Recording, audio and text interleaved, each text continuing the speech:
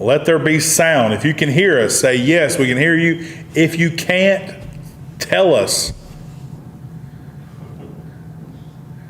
Can you hear me? Lindell Jones just said, and Cindy Allen McIntosh just said no audio. We still do not have audio. Undo it. We're going to do it without the mic. Let's go ahead and undo it. Oh, man. I mean, what else can you do?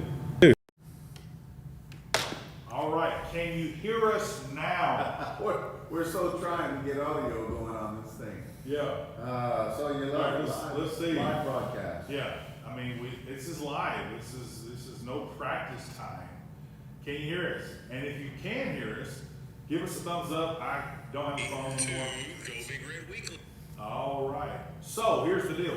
Welcome to Go Big Red Weekly. We're going to do this take 2. And welcome back, Brad Morris. And you are back. That's right.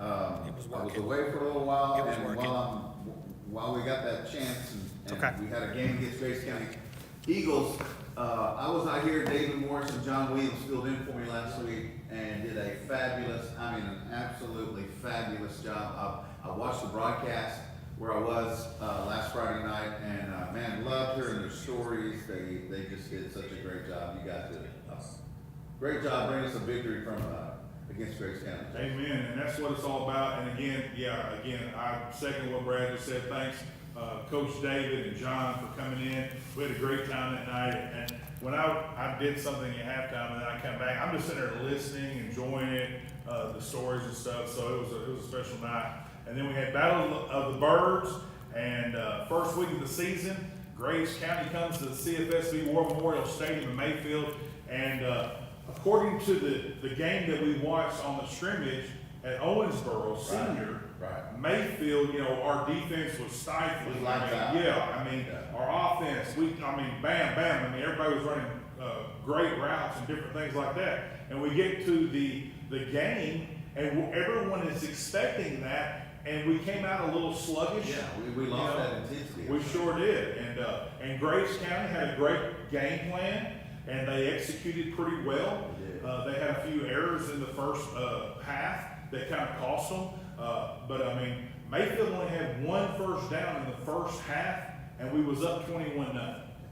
Yeah, but when you score a big play and you don't have a lot of drives, that happens. And I thought that Grace County's the connection from Gregory to Acre was absolute money. They were killing us on that. Those guys, Acre was running exact routes. Gregory was putting it right where he needed to put it on the spot. Right. And they were gouging us with that right there. They were, and then they was even going. They was running between tackle and tackle with Cole Katzman. That's right. Hey, that young man, dude, and he was getting hit, but he was delivering hits while he was running the ball, and he held on the ball, and he did well. Late in the first quarter to early second quarter, Grace County, they threw the interception, and then we had a big play with Braden Morris for the touchdown. I think it was like a 90-something yard touchdown pass. It was 80s to 90s. Great job, Braden. Great route. Hey, hats off to our quarterback, Zane, put it on the money. Had a great night. Yeah, definitely. Was it 14 for 17? Yes. I think so. So, he only missed a few passes, and one of them was one of our studs, and he kind of was trying to run before he caught it, But anyway, we had a great night there. But like I said, we came out a little sluggish, but we ended up turning it around and getting the win 42-7 at the CFSB War Memorial Stadium in Mayfield. It says that Zane was 14 for 17 for 215 yards and 2 TDs. I believe no interceptions were thrown by him. Right. So well, I know one of the TDs was to Malik Kirby. He caught a big touchdown pass. Great job, Malik. See, the thing about Malik last year, he was doing the defense corner, but he was doing some things on the offensive side of the ball too, but not necessarily as a receiver. And really, that's his spot too. He's a great receiver, and it shows there in the first game. yeah, So great job, Malik. And a great pass to I think Will Morris took one in, but they called that back because of penalty. Yeah. And and JoJo had watching it on television, television. Well, I was watching on television, but watching the broadcast. I gotta give some praise for Doug Sims. He caught some incredible shots. I mean, it just. I even texted him one time. I said that pass was awesome because you had it right there where the pass was caught. It was great. Great work there. Now I'm not going to mention the other places where. Yeah, well, we actually sent him, while you were gone, we sent him to cameraman school. He flunked that after 3 days, but he actually learned a little bit about it the first 3 days. No, I'm kidding. No, he did a good job. Hey, and I'm gonna tell you, that stiff arm by Judge, Yeah. oh my gosh, on that 80-something yard run, and then he got called back. I saw him this morning at breakfast. He came in after practice and got something, and then was going back to school. And I just told him, I said, man, great job. Of course you would want that 80-yard plus run, you know, on his stats. But you know, it's like that stiff arm. I mean, that guy at Grace County still got that, you know, facial there, you know, and but not really. But man, it was so good. And you know, it's like he's a senior. Everyone is keen on Judge Up. That's the thing. Everybody's going to key on him, so that's going to open up other positions, and that's why this team is so special, because we're not selfish. There have been teams in the past that may feel, you know, it's been a lot of selfish players. I'm just saying it's true. This team, not so much, and that's what we're going to have to do to make sure our goal will be intact, and we know what that goal is later in the year. But you know, so it was great. I mean, we put the ball around, and like you said, Will Morris, a true sophomore, he got a big first down for us, and it was kind of like right there right in front of us. And when they threw it, Zane threw it right at him. He caught it, and it looked like he got shot out of a gun. And he got the first down. He knew where the first down was, and that's what we got to do: play good football fundamentals and have great IQ for the football game plan that we have, and we do. It's just putting everything in place. You know, like Big Trey. Me and you was talking about this earlier. Big Trey is you know, just a man on the defensive squad. Well, now they're doubling, triple teaming him, so they're saying Big Trey's not gonna get this tackle. Well, guess what? Some other guys is gonna have to step up and fill them holes, because if they're doubling and triple teaming him, there's gonna be other people that's open. Somebody's got a direct route to something. Right. You know, and we'd also talked about, you know, Graves County, they had a couple of interceptions. We had a fumble. We got the interception back, so it was kind of basically. Yeah, next play. Yeah. So it was just kind of like a, you know, tit for tat there. But like, the reason why, if you go back and watch the film of the reason Graves County scored on that one, they were down there. They could have got a first down actually, but anyway, our end was veering in, and there was no one on the outside there. You know, if you're in, you got to stay outside and make them cut it back, and that's not what happened. And basically, Graves County walked in to the end zone for their only score of the night. But I mean, and then our second team came in. Yeah. Ray Robbins and stuff. Yeah. We had some freshmen running the ball. Yeah, my man. Talk to him. Number 35. I believe England. His last name is England, yes. Yeah, man, ran it with authority. Talk to me now. I mean, he was getting yardage. Everybody was noticing. That's what I'm talking about. That how good a job he was doing running the ball. So And the line play there in the second string was phenomenal. Well, you know, our coaches, it's well known, our coaches, they fear halftime because we make changes just about better than just about anybody else in Kentucky football, high school football. And sure enough, second half, we came out and did a much better job. Let me ask you this, watching the broadcast, which I'm usually doing the broadcast, so it's a little different thing, but it looked like he was getting did he get a little chicken? It did, and this is the reason. It's a very, like David said, a rivalry game. You just take out, you know, who should be better, because you never know. Emotions are high. Graves County did not score last year. They wanted to score this year. That was the known. That was bringing in the game. They wanted to score to say, hey, we can score on you guys. And when they was making mistakes, remember, there's first game jitters on both sides, and guys were stepping up trying to play positions that they've never done in a varsity level.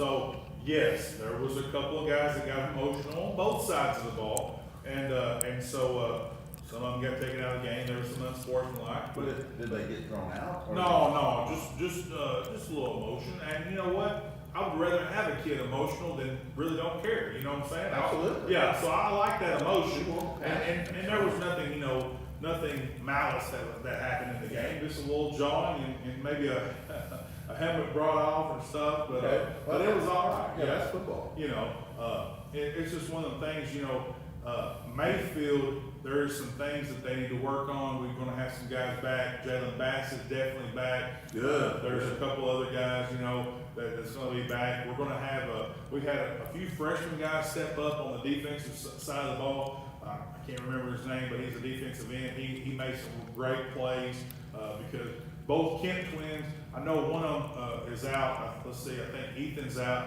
Landon got a little bit shaken up. I haven't heard anything if he's gonna be back this week or not. But here's the thing though. Are they seniors this year?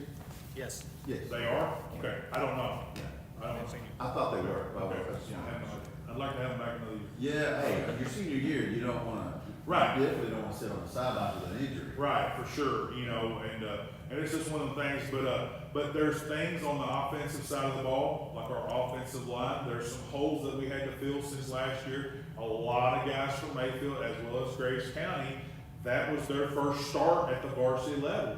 There was definitely jitters there, and it showed, you know. But one thing, when we get, this week with Hoptown, then the next week with Tillman, we're gonna have to make sure that we keep all the unforced penalties to minimal, you know, because if we don't, you know, that could cost us a ball game.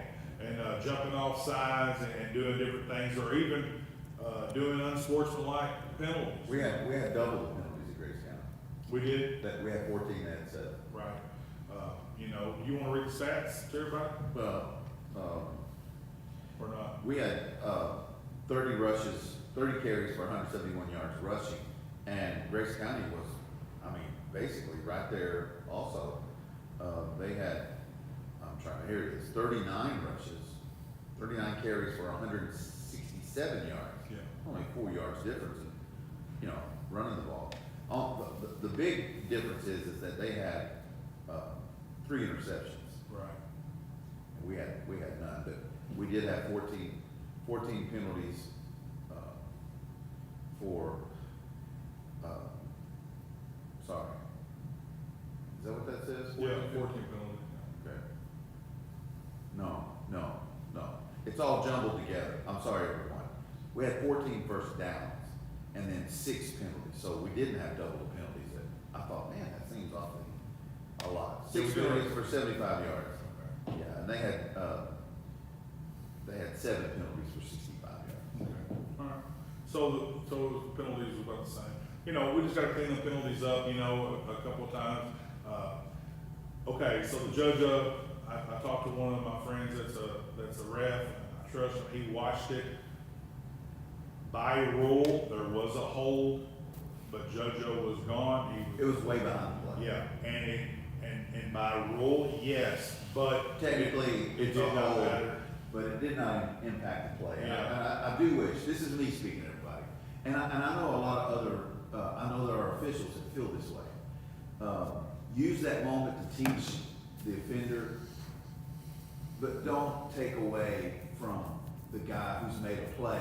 Don't take that play away from him for something that did not even impact the play. Right. Walk up to him and say, young man, you just held on that play. He said, so, next time I'm gonna call But at the high school level, you could call a penalty on every single play. it. You catch what I'm saying? Yeah, and So there's, sometimes they do. yeah, right. That's So it. that's what I'm saying. So, but anyway, it was a great run and everything, but, is there anything you wanna add, and then we'll just go ahead and start talking about Hoptown? No, let's go to this week's game. All right, we got Hoptown, First- CFSB. First thing we gotta say is kickoff has been, Move back it's been moved from 7:30 to 8 o'clock. from Right. 7 to 8. I said 7:30. I tried. It's old school. That's right, it is. From 7, you know, kickoff was at 8 o'clock when I was growing up in high school, in grade school and middle school. Every game kicked off at 8 o'clock. Really? Yeah. Ours was at 7:30, and then they moved up to 7. That's because you guys were delinquents and they couldn't have y'all out late at night. They had to get Probably. y'all in the house as quickly as That was just a long time ago, Brad. But now they got it, 7, now they put it back to 8, that's, you cannot start a game with a heat index of 99. Once it gets 99, then you can start, so that's what they're trying It to. gets under 99? 99 and Or under, under, yeah, okay. so. And I did learn this, that you cannot use an app. We talked about this. Yeah, because I didn't know how they. You cannot gauge use an that. app to gauge that because it could be different from one end of the field to the next, or across town is a different temperature than where you are. So they have this thing called a wet bulb that's pretty accurate and that a lot of high schools use.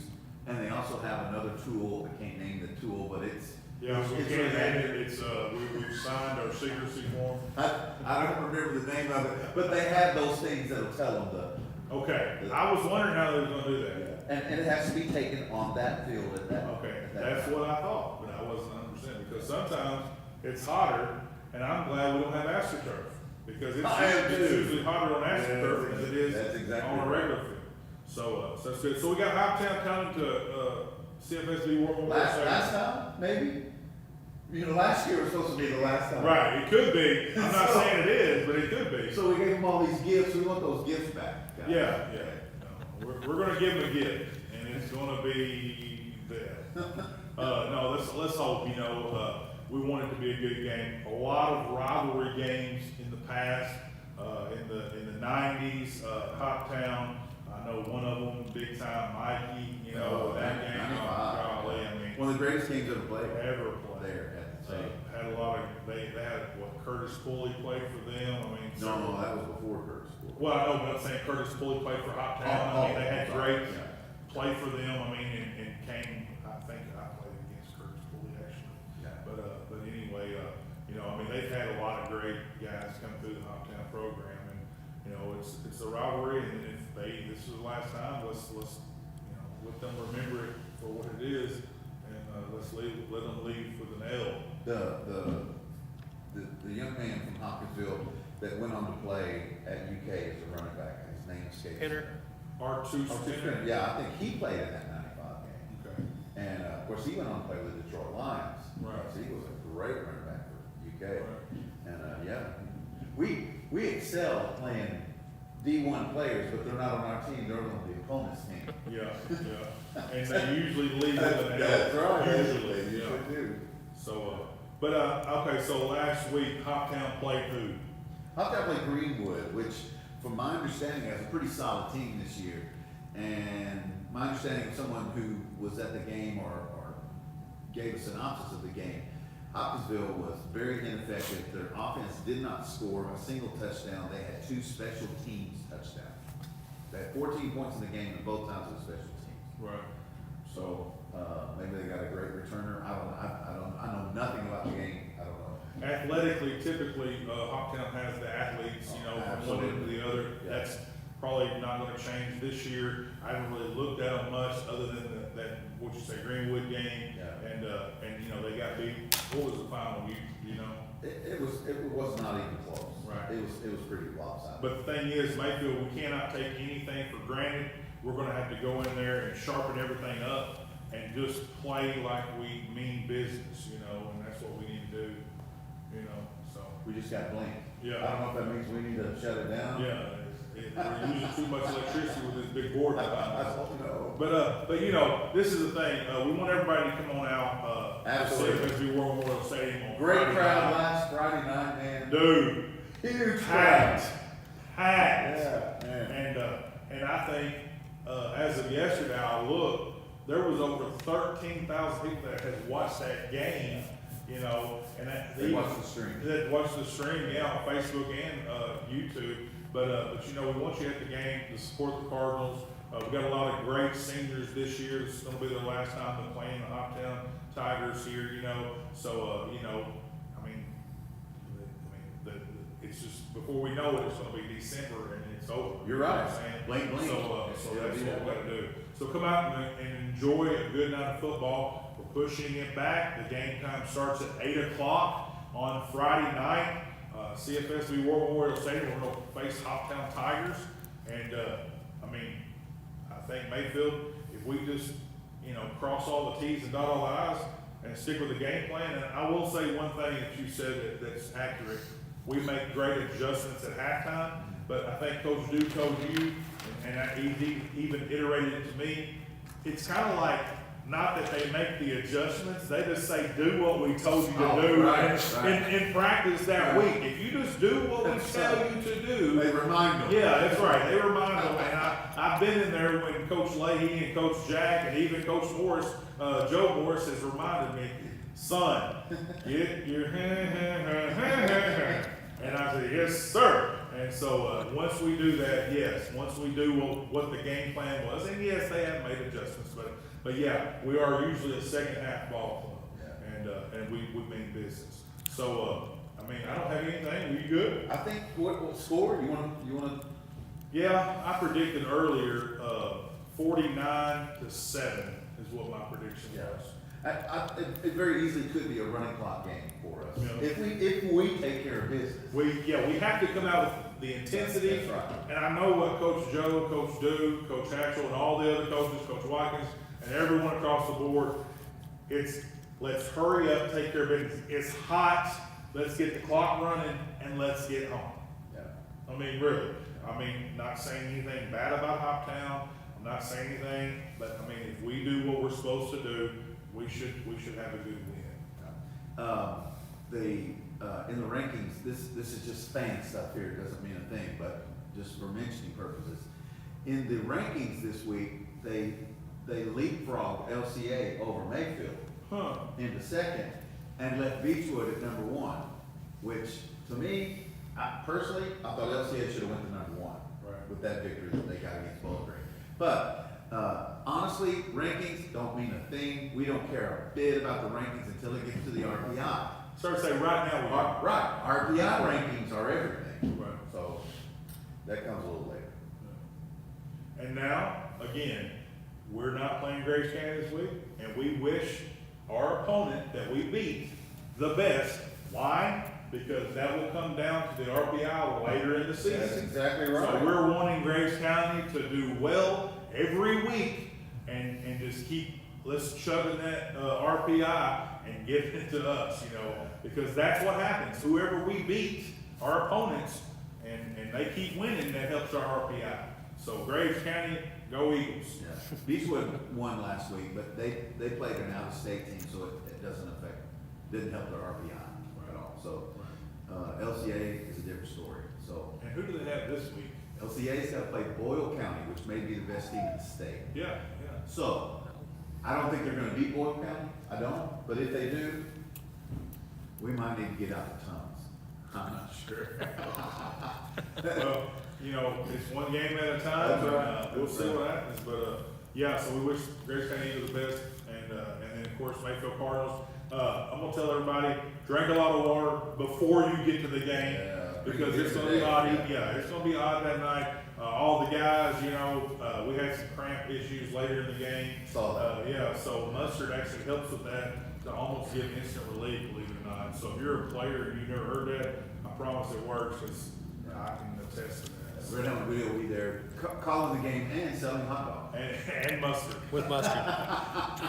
All right, but anyway, hey man, thanks for joining us. Thanks for being back, Hey, B-Ray. man, it's good to be home. I'm not going away anymore. I'm staying home. Praise the Lord. Hallelujah.